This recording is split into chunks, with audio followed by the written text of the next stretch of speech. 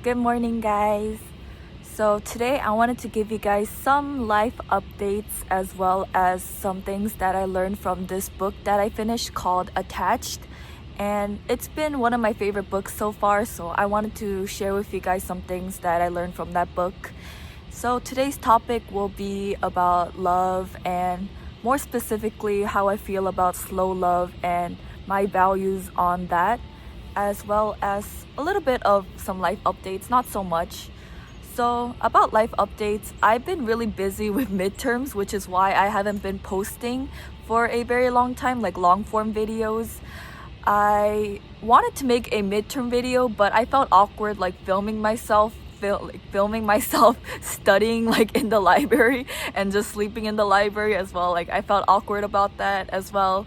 So I was like, I won't make a midterm video, but I might make a finals video. I'm not sure yet, but yeah, I'm not sure. So today's video won't be scripted. It'll be very rant style, disorganized. I don't really have a structure for this video, so I want to give you guys that warning now before I proceed.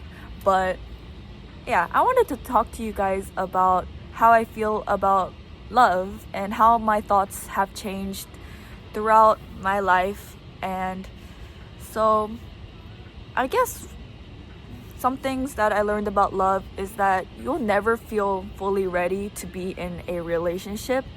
And I used to be someone who was a big hesitator. I used to be someone who wanted to be perfect and who wanted to be my ideal self before I could date someone. And what I learned now is that you'll never be fully ready to be in a relationship. And you can't control everything that happens when you get into a relationship. And you just get into a relationship, and there's always going to be a risk.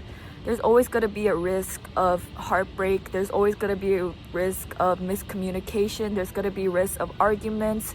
There's going to be every sort of risk that will give you stress. But the reason why you get into a relationship is different for everyone. But for me, the reason why I would get into a relationship is because I see myself learning a lot from the other person, and I see myself admiring the other person, respecting them, and learning a lot from their life, and I really enjoy my time with them, which is the reason why I would date someone. And yeah, what I mean by all of this is that now that I've grown up, I've realized that I'll never be at a perfect state of dating, and that's okay, you know? When you get into a relationship, you're just going to learn through the relationship. You're going to learn through the process, and you're going to understand yourself more. And I think relationships, when you're in a really healthy and good relationship, will reveal a lot about yourself and reveal a lot about what characteristics you have and what your insecurities are, or just a lot of things that you didn't think about until you get into a relationship. Because when you're in a relationship, not only do you have to take care of yourself, but you also have to care about another person. And in that way, you'll see how you interact and your communication style and just everything about yourself.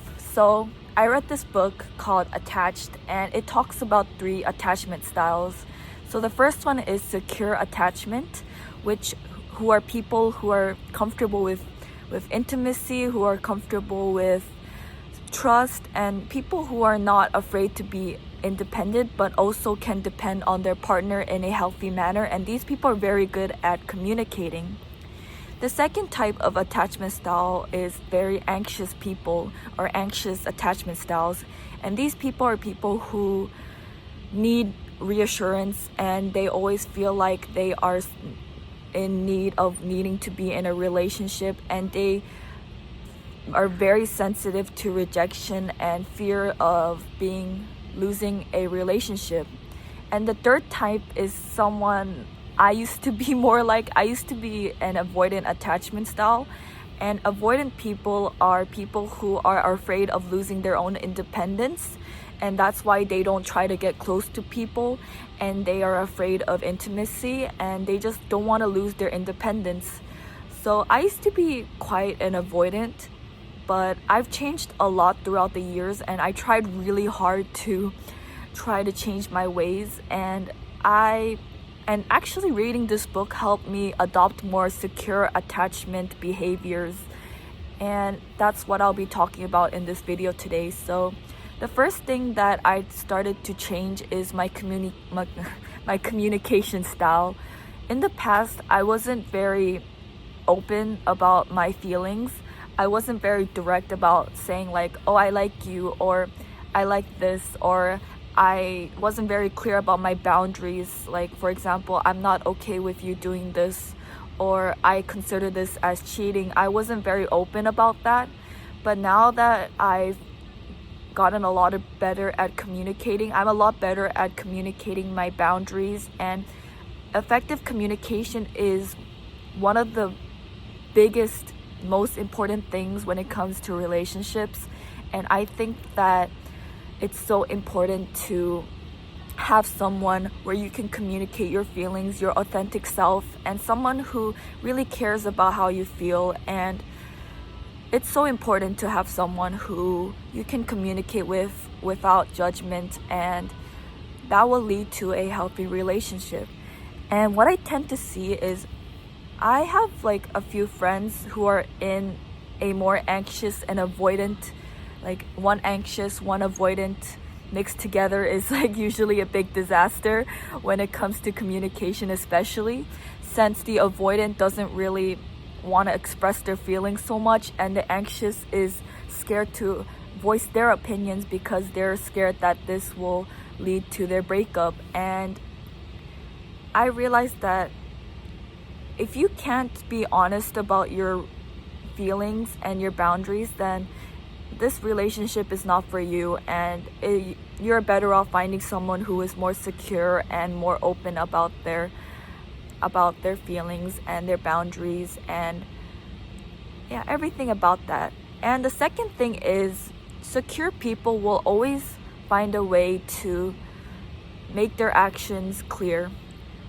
You know, I used to think that, oh, if someone texted me a lot, or if someone was constantly available, that would mean that they liked me a lot, or it showed that they loved me in some way. But that's not true. Everyone is different, and just because someone doesn't text you a lot doesn't mean that they don't like you. And what I realized is, when you go slow, especially in dating and in relationships, you start to realize that constant texting is not the only form of care or form of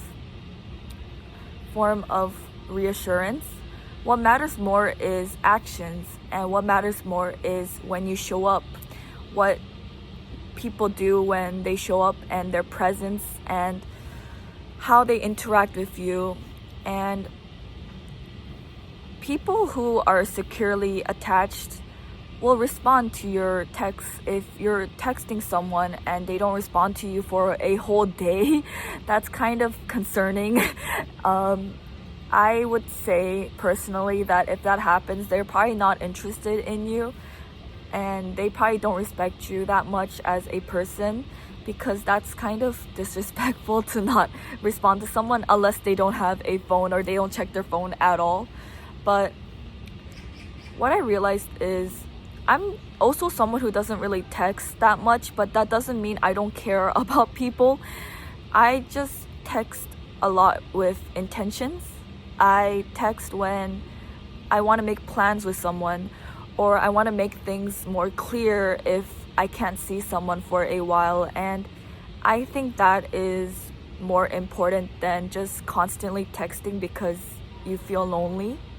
And I see that actually, like, some people ask me like if I text a lot to people for some reason, and I used to be someone who did not like respond for a very long time because I don't look at my phone that much, and people are always surprised that like I responded late. So I got a better habit of responding to people faster, because some people did get mad at me for not responding fast. But that's a little off topic. But what I'm saying is, if someone genuinely likes you, then they'll respond to you within within 24 hours. And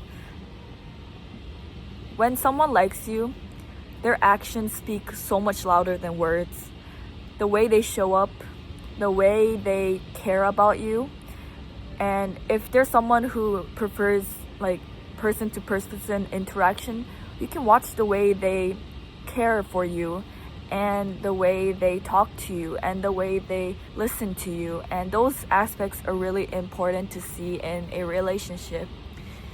And I don't have much more points to say, but I do have some things to say about slow love and my values about it. So what I mean by slow love is not like playing games or like replying to texts late on purpose. What I mean by slow love is communicating everything, like from the beginning. Communicate how you feel, communicate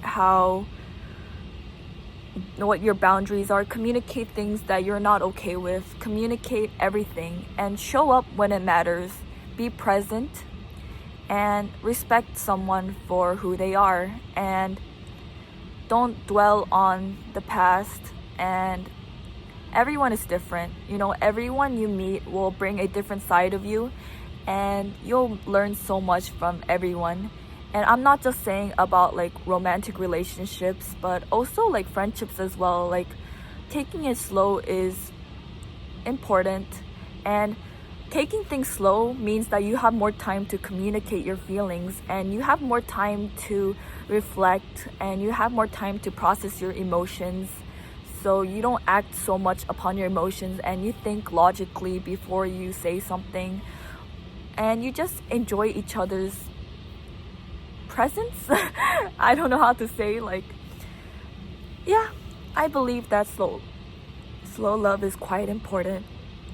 And a lot of studies show that if you date for a long time before you get married, for example, you have a higher chance of marital satisfaction. I don't know if that's the right way to say it. Or your marriage is gonna be more successful if you spend more time with somebody. Of course, this is not the case for everyone, and I'm just saying like what I think and what I've read, and every situation is different. But yeah, for life updates, I've been really happy these days. I feel like I've been very productive. I feel like I've been studying a lot these days, so I've been quite busy, which is why I haven't been posting long form videos. I do have more ideas in the future about what to talk about, but for now, today is just like, I just wanted to chat with you guys. This video is very unscripted, and I'm just like yapping a little bit, but yeah, you know, my channel, I've been talking a lot about love and some things I learned about love, and just, it's a topic that I've always been interested in. And yeah, I don't know, I just wanted to share with you guys what I learned from my books, and I wanted to read more books about love. So if I start to read more books about love and relationships and just things like in general, I'll share that with you guys. But for takeaways, I would say that communication is key. Someone's presence, how they show up, their actions matter a lot. And be your authentic self, and don't be afraid to show your boundaries and show how you really feel. Even if it means losing a relationship or ending a relationship, it means that that relationship wasn't meant for you if you can't be your true self, and if you can't be authentic to someone. It wasn't meant to be, and just let them go. It's not worth being in a relationship where you can't be yourself. So that's just my quick rant. I hope you guys are having a lovely day, and if anyone else is also having exams, good luck with that. And I'll see you guys in the next video. If I don't know when I'm gonna post my next video, but I'll see you guys then. Bye.